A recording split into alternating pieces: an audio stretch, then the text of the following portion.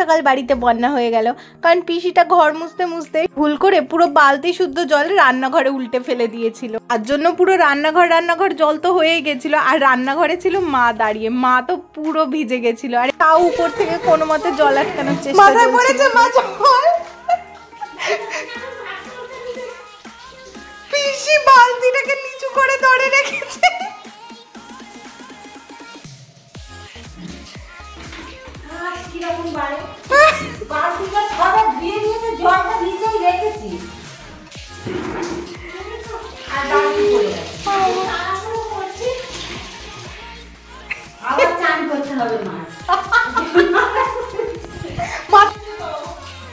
দেখি মা কতটা ভিজেছ।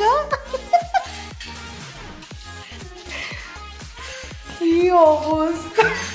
আজকে একটু তাড়াতাড়ি পুজোটা দিয়ে নিলাম, কারণ এরপর আবার মন্দিরে যেতে হবে। আর মন্দিরে কেন যেতে হবে সেটা তো আস্তে আস্তে ব্লগ দেখলে তোমরা জানতেই পারবে। তাই জন্য মা ওইদিকে রান্না বান্নাটা করে নিল, আর আমি এখানে পুজোটা দিয়ে নিলাম। না হলে মন্দির থেকে আস্তে আস্তে অনেকটাই বেলা হয়ে যাবে, তখন ওই রোদের মধ্যে এসে যদি আর ইচ্ছা না করে, সেই জন্যই পুজোটা সকাল সকাল দেওয়া। এখানে মোটামুটি কালকে রাতে ফল, পান, সুপারি সব কিছু ধুয়ে রেখেছিলাম।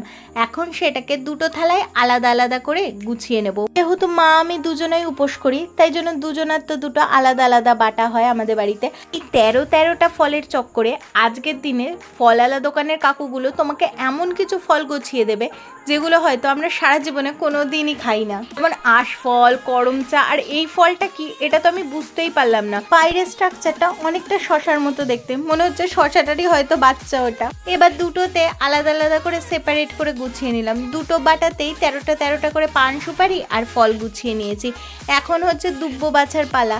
13টা করে দুব্বো থাকাটাও তো নিডেড, কারণ এই পুজোতে তো সবকিছুই 13টা দরকার। 13 ফুল, 13 ফল, 13টা পান, 13টা সুপারি, আর তারপরে উপর শেষে 13টা লুচি। Hello everyone, welcome to mom's magic. তো সবাই কেমন আছো? আজকে আবার একটা নতুন ব্লগে সবাইকে অনেক অনেক অনেক ওয়েলকাম। তো বেসিক্যালি আজকে কি বলো তো, আজকে হচ্ছে লুচি খাওয়া ফেস্টিভ্যাল।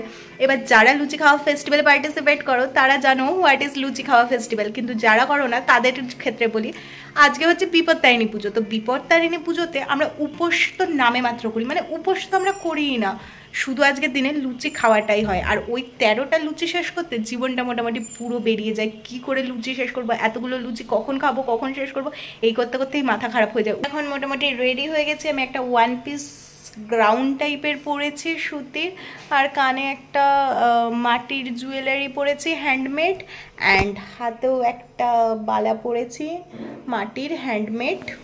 তো এটাই আজকে আমার লুক। এখন আমি পুজো দিতে যাব। এখন বাজে ওই সকাল 11:30 মতো। বুবু আসবে, বুবু আসলে, আর মা স্নান করতে গেছে, তো বুবু আসলে আর মা আসলে আমরা সবাই মিলে একসাথে পুজো দিতে যাব। এই যে বলতে বলতে বেবি দিম্মা আর বুবুরাও চলে এসছে আমাদের বাড়িতে। এবার সবাই মিলে আস্তে আস্তে মন্দিরের দিকে যাব, কারণ গৌতম কাকু অলরেডি ফোন করে ফেলেছে। গৌতম কাকুর নাকি আবার 12টার সময় অন্য কোথায় একটা পুজো আছে, তাই ফোন করে বললো তোরা তাড়াতাড়ি চলে আয়, মন্দির পুরো ফাঁকা। মন্দিরটা বাড়ি থেকে বেশি দূরে না, কিন্তু বাইরে এতটাই রোদ ছিল না, রোদের জন্য এইটুকু রাস্তা হেঁটে যেতেও খুব কষ্ট হচ্ছিল। গিয়ে দেখি মন্দিরটা সত্যিই ফাঁকা, শুধু আমরাই ছিলাম। আমাদের পরে যদিও 2-3 জন এসছিল, কিন্তু আমরা এত ফাঁকায় এত সুন্দর করে পুজো দিয়েছি না, মনে হচ্ছিল নিজের বাড়িতেই যেন পুজো দিয়েছি। আগে জানো তো বিপত্তারিণী পুজো আমাদের বাড়িতেই হতো। গৌতম কাকুই অবশ্য পুজো করতো, কিন্তু মার শরীরটা একটু খারাপ হয়ে যাওয়ায় তো কিছু জোগাড় করে বাড়িতে আর পুজো করাটা হয়ে ওঠে না, সেই জন্য এখন মন্দিরেই করি। কিন্তু এই মন্দিরটায় এতটা পিসফুলি পুজো দেওয়া যায় যে নিজের বাড়ি থেকে কোনো অংশেই কম মনে হয় না। আসার সময় দিম্মা, আমি আর বেবি টোটো করে ফিরে এসেছিলাম, কারণ ওই রোদে দিম্মার হাঁটতে বড্ড কষ্ট হচ্ছিল। বেবিকে কপালে সিঁদুর লাগিয়ে দিয়েছিল, সেই সিঁদুরটা দেখো ও পুরো মুখে ঘেটে ফেলেছে। টর্চারের একটা সীমা আছে, মানে নন স্টপ লিমিটলেস টর্চার করে। আমি তো কিছু করছি না, তো সরে যা না গায়ের উপর থেকে কিছু করছিস না। তবে থেকে আমার জীবনে এই দুটো এসেছে, তবে থেকে আমার জীবনে শান্তি বলে আর কিছু নেই। এদের আদরটাও মারের থেকে কোনো অংশেই কম না। দেখেছো কিছুক্ষণ আগে বাইরে কত সুন্দর রোদ ছিল আর এখনই বৃষ্টি নেমে গেছে। আমার মনে আছে আগের বছরও এই দিনে আমি ভ্লগ শেয়ার করেছিলাম তোমাদের সাথে, আর সেই দিনও বৃষ্টি হয়েছিল। তখন আমি ইউটিউবে একদম নতুন নতুন শর্টস বানাতাম।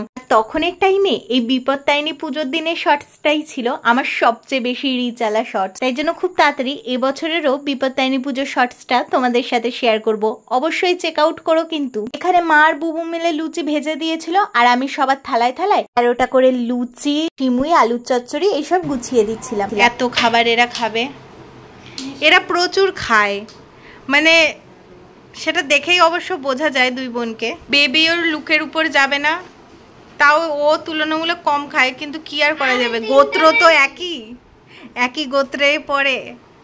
এরা মোটামুটি এরম 3 থালা খাবে এক একজন, আবার ফল কাটাকুটিও চলছে। মা খাও, তুমি তো এরম ভাবে খাচ্ছিল না মা এতক্ষণ, ক্যামেরা দেখে তুমি আস্তে আস্তে খাচ্ছ কেন? হ্যাঁ, ও হচ্ছে আসল খাচ্ছে। বিশ্বাস করো বেসিক্যালি আমি একদমই লুচি লাভার নই।